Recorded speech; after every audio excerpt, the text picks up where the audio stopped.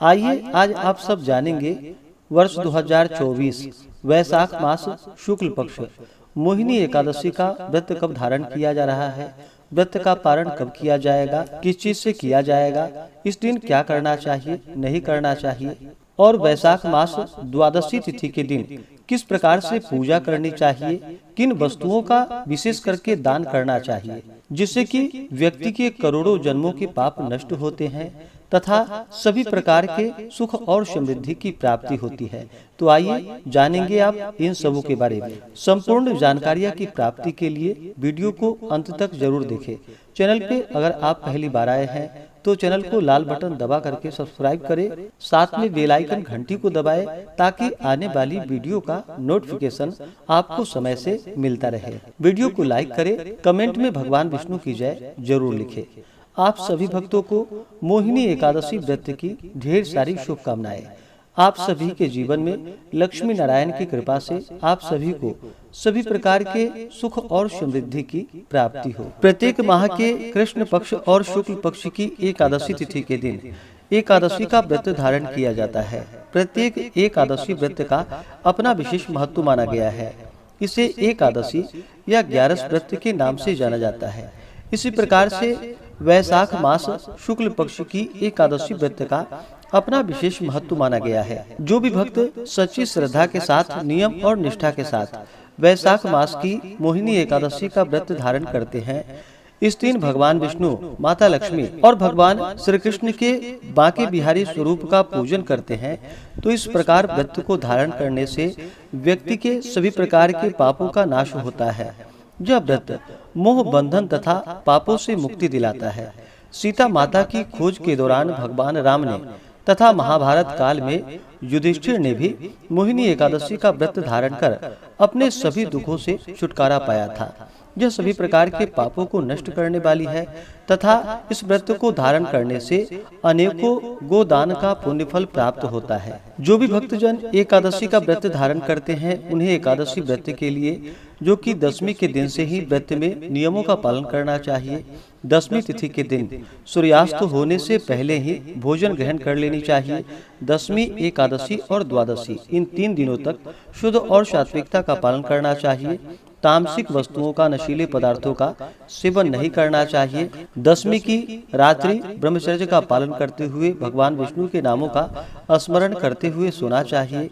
और एकादशी की सुबह ब्रह्म मुहूर्त में उठ करके नित्य क्रियाओं से निवृत्त होकर के गंगा नदी में या घर के नहाने के पानी में ही थोड़ा सा गंगा जल मिला करके स्नान करना चाहिए। शुद्ध वस्त्र धारण करके व्रत का संकल्प लेना चाहिए। भगवान विष्णु, भगवान श्री कृष्ण से प्रार्थना करनी चाहिए कि हे भगवान, आज मैं मोहिनी एकादशी का व्रत धारण करने जा रहा हूँ या करने जा रही हूँ। इस प्रकार से भगवान से प्रार्थना करें कि यह व्रत मेरा निर्विघ्न पूरा हो और हमें पुण्य फलों की प्राप्ति हो। हमारे सभी प्रकार के दैहिक, दैविक और भौतिक पाप नष्ट हो जाएं। इस प्रकार से भगवान से प्रार्थना करनी चाहिए। और एकादशी तिथि के दिन सुबह और शाम के वक्त पूरे विधि विधान के साथ भगवान विष्णु, माता लक्ष्मी और भगवान श्री कृष्ण के बांके बिहारी स्वरूप का पूजन करना चाहिए। इस दौरान एकादशी व्रत का कथा श्रवण करनी चाहिए। भगवान विष्णु के स्तोत्र, चालीसा आदि का पाठ या श्रवण करना चाहिए। विष्णु सहस्त्र नाम आदि का पाठ या श्रवण करना चाहिए। इससे अनंत फलों की प्राप्ति होती है। तो आइए जानते हैं मोहिनी एकादशी व्रत के शुभ मुहूर्त पारण समय के बारे में। वैशाख मास शुक्ल पक्ष की एकादशी तिथि प्रारंभ समय जो कि 18 मई 2024 दिन शनिवार सुबह 11:24 और एकादशी तिथि की जो समाप्ति है वह 19 मई 2024 दिन रविवार दोपहर 1:51 पे एकादशी तिथि की समाप्ति है। तो हमें शुद्ध रूप से जो एकादशी व्रत के लिए समय प्राप्त हो रहा है, तो सभी भक्तजन 19 मई 2024 दिन रविवार को व्रत को धारण करेंगे। व्रत का पारण जो कि हरिवासर समाप्त होने की बात करना चाहिए। हरिवासर का समय द्वादशी तिथि का पहला चौथाई हिस्सा हरिवासर का होता है। तो द्वादशी तिथि की जो समाप्ति है वह 20 मई 2024 दिन सोमवार को शाम 4 बजे द्वादशी तिथि की समाप्ति है। तो सभी भक्तजन व्रत का पारण जो कि 20 मई सोमवार के दिन करेंगे। पारण का समय सुबह 5:12 से सुबह 8:12 तक व्रत का पारण किया जाएगा। मोहिनी एकादशी व्रत का पारण जो कि कुशोदकेन पारणम यानी कि कुशा के जल से व्रत का पारण किया जाएगा। यह संभव ना हो पाए तो आप तुलसी दल, जल या फल से व्रत का पारण करें। एकादशी तिथि के दिन सूर्योदय का जो समय है वह समय सुबह 5:11 और सूर्यास्त शाम 6:38। ब्रह्म मुहूर्त का जो समय होगा वह समय सुबह 4:05 से सुबह 4:47 तक रहेगा। एकादशी तिथि के दिन योग जो कि 19 मई को इस दिन बड़ा ही अच्छा योग बन रहा है। इस दिन वज्र योग होगा सुबह 11:25 तक। उसके बाद सिद्धि योग। इस दिन सर्वार्थ सिद्धि योग, अमृत सिद्धि योग और द्वि पुष्कर योग बन रहा है। सर्वार्थ सिद्धि योग और अमृत सिद्धि योग जो कि एकादशी तिथि के दिन 19 मई को सुबह 5:28 से रात्रि 3:16 तक होगा।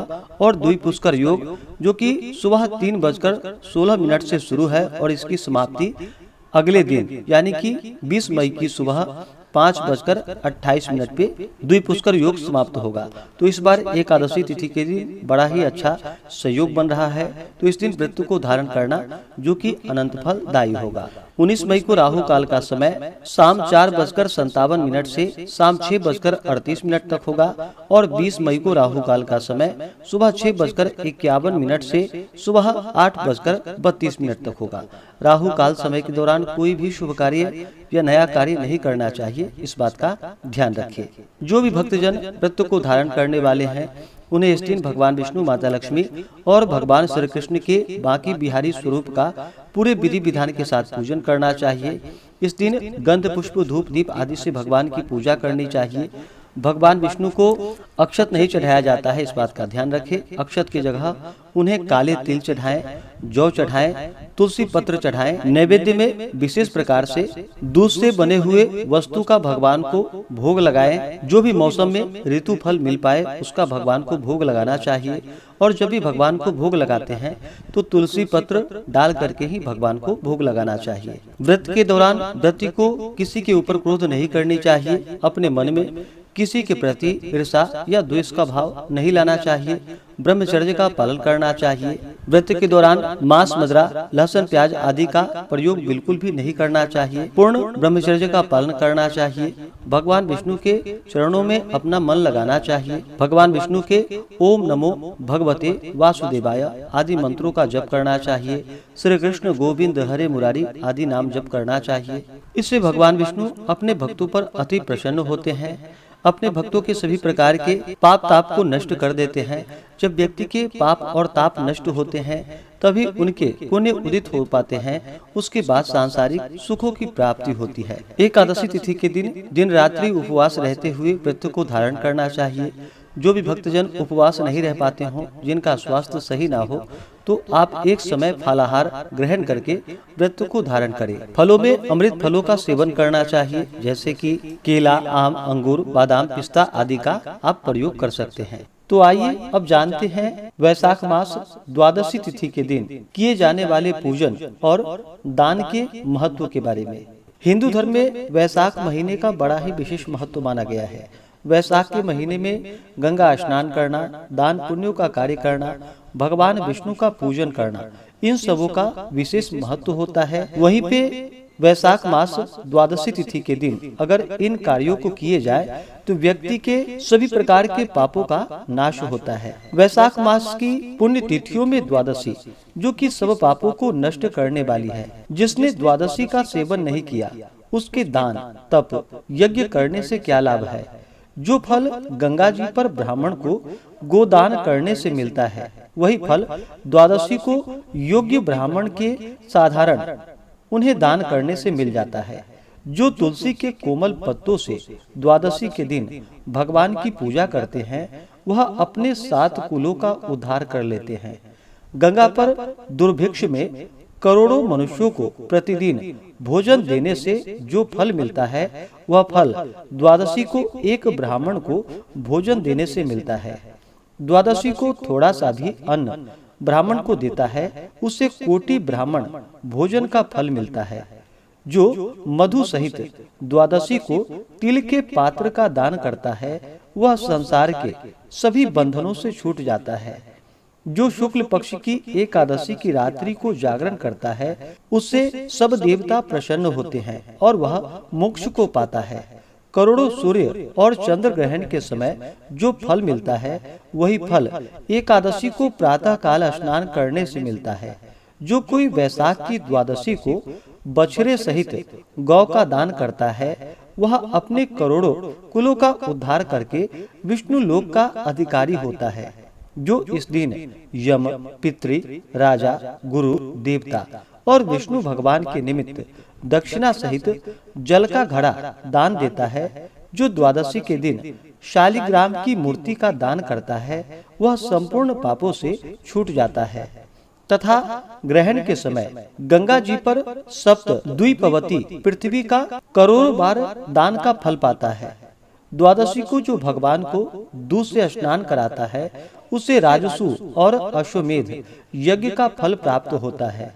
त्रयोदशी के दिन जो दही, घृत, शर्करा और मधु पंचामृत से भगवान को स्नान कराता है वह अपने सब कुलों का उद्धार करके विष्णु लोक को जाता है। सायं काल को ककड़ी दान करने से उसके रस के प्रताप से सब बंधनों से वह मुक्त हो जाता है। जो कोई इख या आम आदि के फल का दान करता है उसका वंश 100 पीढ़ियों तक सुखों को भोगता है। द्वादशी के दिन जो चंदन का दान करता है वह सब प्रकार की व्याधियों से छूट जाता है। वैशाख शुक्ल पक्ष की द्वादशी को जो भी दान किया जाता है वह अक्षय धन का दान करने वाला होता है। इस प्रकार से जो भी भक्त द्वादशी तिथि के दिन इन कार्यों को करते हैं तो उन्हें अनंत फलों की प्राप्ति होती है। तो आशा करता हूँ कि यह जानकारी आपको अच्छा लगा हो। ऐसे ही ज्ञानवर्धक जानकारियाँ प्राप्त करते रहने के लिए, व्रत पूजा के बारे में जानने के लिए, कथा को सुनने के लिए चैनल पे अगर आप पहली बार आए हैं तो चैनल को लाल बटन दबा करके सब्सक्राइब करें, साथ में बेल आइकन घंटी को दबाएं ताकि आने वाली वीडियो का नोटिफिकेशन आपको समय से मिलता रहे।